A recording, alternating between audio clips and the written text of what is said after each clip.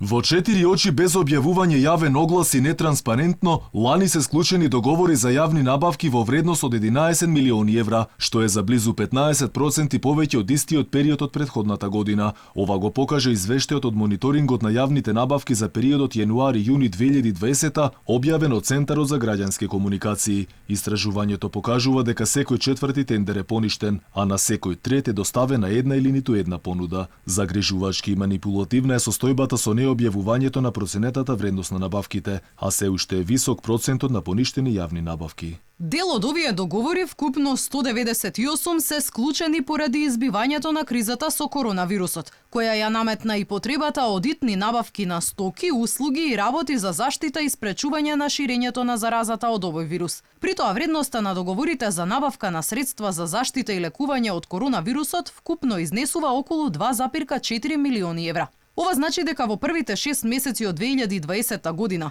само 22% од вредноста на договорите склучени без претходно објавување на оглас можат да и се припишат на кризата со COVID-19. Велат од Центарот за граѓански комуникации, во 96% од јавните набавки одлучувачки критериум за најповолна понуда бил најниска цена. Поништувањата на тендерите во првото полугодие од 2020 бележат раст во однос на истиот период претходната година и изнесуваат 27%. Доминантен дел од тендерите се целосно поништени. Најголем број на поништувања имале АД Електрани, Министерството за одбрана и Министерството за внатрешни работи.